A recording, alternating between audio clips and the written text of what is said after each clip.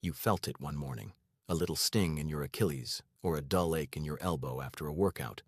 You told yourself, give it a day or two. Fast forward 6 months, it still hurts. The tendon feels thick, cranky, and unpredictable. And you're starting to wonder, why won't this thing just heal? Here's the answer most people never get. Your tendon didn't stop healing, it got stuck in a loop, trying to repair, getting interrupted, trying again, until the tissue itself structurally changed. This video walks you through exactly what happens inside a tendon that never fully heals, day by day, week by week, and what the research says you can do to break that loop before it becomes permanent. This is general education, not medical advice. If you suspect a tendon injury that is getting worse, please see a sports doctor or physiotherapist. So let's start at the beginning. Day 0. You overload the tendon. Maybe it's too many pull-ups, a sudden jump in running mileage, a hard throw. Inside the tendon, collagen fibers, normally lined up like parallel cables, start to tear and fray. Within the first 48 hours, your body launches what researchers call the inflammatory phase. Blood vessels dilate, immune cells rush in, macrophages begin clearing out damaged tissue.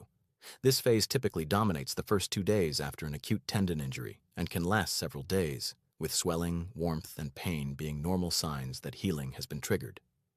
If you respect this phase, by reducing load and avoiding the exact movement that caused the problem, the body can move on. If you train through it at the same intensity, you keep adding micro-trauma on top of tissue that is already inflamed and fragile. That is where the loop begins. From around day 3 up to about 3 weeks, the tendon enters what researchers call the proliferation phase. Specialized cells called tenocytes and fibroblasts start pumping out new collagen, mostly type 3, which is weaker and more disorganized than the dense type 1 collagen in a healthy tendon. New blood vessels sprout into the injured area to feed this repair zone. Think of it as your body hastily throwing up scaffolding. It fills the gap, but it is not ready for heavy loads. Now here is where most people accidentally create a tendon that never heals. If you repeatedly overload this fragile repair tissue, sprinting, heavy lifting, explosive jumps, you outpace the repair process. Instead of maturing, the matrix stays swollen and disorganized. Tendon researchers call this stage reactive tendinopathy.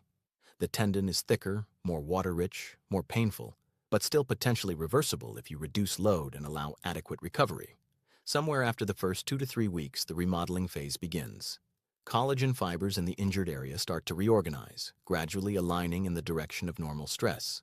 Weaker type 3 collagen is slowly replaced by stronger type 1. Cell density and blood vessel growth begin to drop. The tendon should progress toward a more normal load-bearing structure. This remodeling can continue for months, and up to a year for significant tendon injuries, which is why full recovery from tendon surgery typically takes 6 months or more, and non-surgical tendinopathy often needs 12 to 16 weeks of structured rehab. But here is the catch. If the tendon keeps getting overloaded without enough rest, or if it is never progressively strengthened in a smart way, that remodeling process stalls. Researchers describe this as tendon dysrepair, also called failed healing. The collagen matrix remains disorganized, the tendon thickens further, and there is chaotic growth of blood vessels and nerve fibers into the tendon tissue itself. At this stage, the tendon can be thicker on ultrasound, yet mechanically weaker. It stores and releases energy less efficiently, and pain can flare with relatively modest loads because the tissue is both sensitive and structurally compromised. If this cycle of overload, partial repair, and failed remodeling continues for months or years, the tendon can shift into what researchers call degenerative tendinopathy. Histology studies show areas of cell death, pockets filled with disordered matrix and abnormal nerve and blood vessel ingrowth. The tendon's ability to bear load is substantially reduced. It often feels thick, lumpy, or nodular, and pain becomes more chronic, less tied to specific workouts, more present in daily life. The continuum model of tendinopathy, one of the most cited frameworks in tendon research, suggests that once a tendon is deep into this degenerative zone, full return to a completely normal structure is unlikely. But, and this is important, function and pain can still improve significantly with proper rehab. This is what never healing really means. The biology tried to repair repeatedly, but constant overload, poor load management, or complete rest without progressive reloading kept the tissue stuck in a disorganized, weakened state.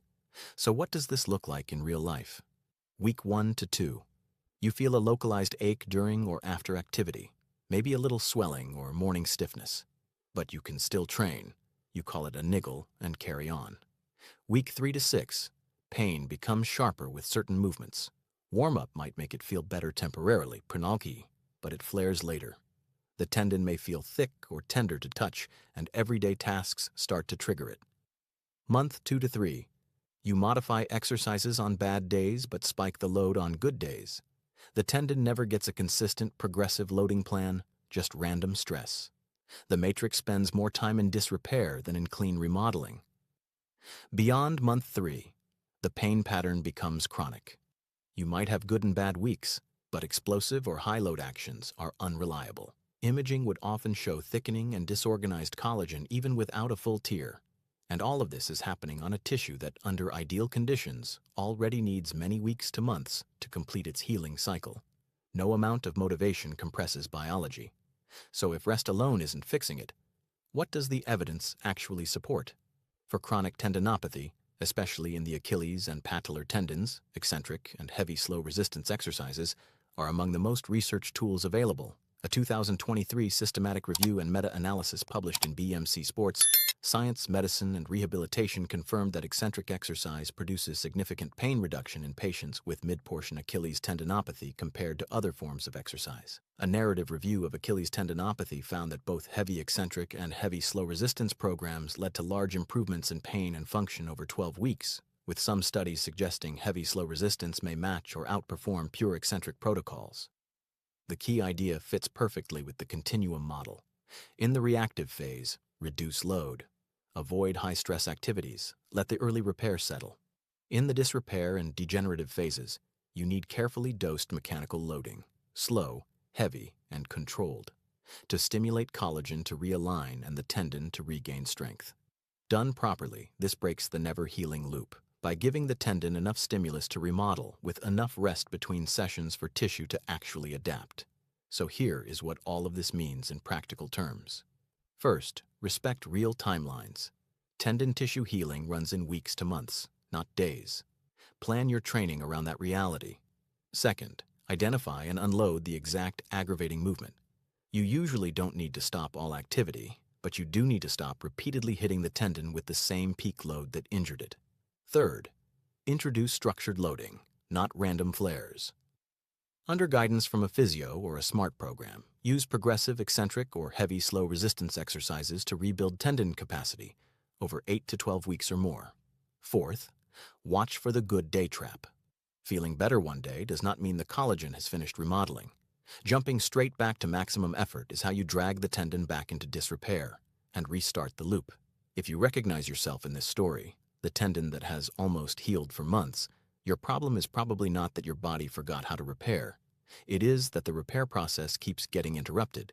Use what you've learned here as a roadmap. Understand which phase your tendon is likely in. Stop feeding the overload cycle. Start a structured loading plan instead of guessing. And get a proper diagnosis from a qualified professional. Your tendon will not heal in 36 hours, whether it likes it or not. But given the right timeline and the right loading, it has a far better chance of healing in the next 3 to 6 months. So you're still lifting, running, and moving freely, years from now, instead of wondering what went wrong.